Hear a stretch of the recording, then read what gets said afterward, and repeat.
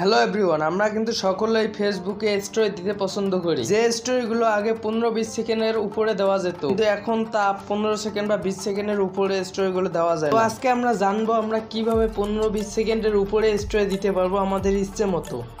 তার জন্য আপনাকে পুরো ভিডিওটি দেখতে হবে। আর আপনি যদি আমাদের চ্যানেলে নতুন হয়ে থাকেন তাহলে চ্যানেলটি সাবস্ক্রাইব করে রেখে দিতে পারেন আমাদের সকল ভিডিওর নোটিফিকেশন পাওয়ার জন্য। ভিডিওটি একটু উপকারে আসলে ভিডিওটিতে লাইক দিতে ভুলবেন না, আর কমেন্টসে জানিয়ে দিবেন পরবর্তীতে কি বিষয়ে ভিডিও চান। তো চলুন শুরু করা যাক। তো প্রথমে আমি আপনাদের দেখিয়ে দেবো আমার স্টোরিটি। সেজন্য আমি ফেসবুকে গেলাম, তো দেখতেই পাচ্ছেন এখানে আমার স্টোরিটি চলছে। এটা কিন্তু আপনার প্রায় 1 মিনিটের উপরে স্টোরিটা আমার এখানে আছে। আপনি এখানে ভিডিও লেয়ার দেখেই বুঝতে পারছেন এই ভিডিওটা কত বড়। আজকে আমি দেখাবো আপনারা কিভাবে এইরকম ভিডিও, এত বড় ভিডিও আপলোড দিবেন আপনার স্টোরি। তো সেজন্য আপনাকে একটি কাজ করতে হবে, আপনাকে আসল মেসেঞ্জার থাকতে হবে আপনার কাছে। আসল মেসেঞ্জারটি আপনি ওপেন করে নেবেন। তো আমি আমার ফোন থেকে আমার মেসেঞ্জারটি আমি ওপেন করে নিচ্ছি।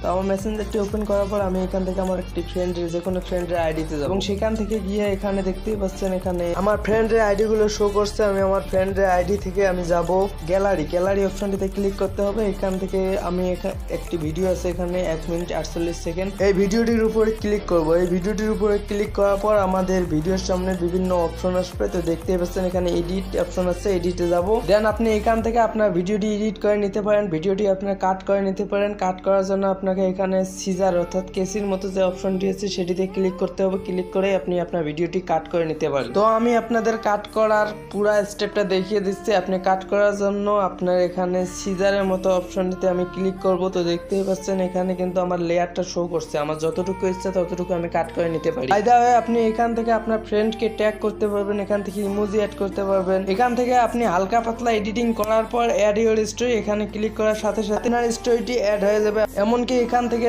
টেক্সট এবং ড্র করতে পারবেন, অর্থাৎ আপনি স্টোরিতে যে সব কিছু করতে পারবেন এখানে সবকিছু করতে পারবেন। সাধারণত আপনি এভাবেই আপনার কোনো থার্ড পার্টি অ্যাপ্লিকেশন ছাড়াই আপনি কিন্তু আপনার স্টোরিটি অ্যাড করতে পারেন 15-20 সেকেন্ডের উপরে। এছাড়া আমার মনে হয় বিকল্প কোনো ওয়ে নাই আপনার স্টোরিটি অ্যাড করার জন্য। আশা করছি আপনাদের কিছুটা হলেও বোঝাতে পেরেছি। আজকের ভিডিওটি এ পর্যন্ত। ভিডিওটি ভালো লাগলে লাইক করতে ভুলবেন না, চ্যানেলে নতুন হলে সাবস্ক্রাইব করে রেখে দিতে পারেন। সবাই ভালো থাকবেন, সুস্থ থাকবেন, 20 ডকুমেন্টের সাথেই থাকবেন। ধন্যবাদ।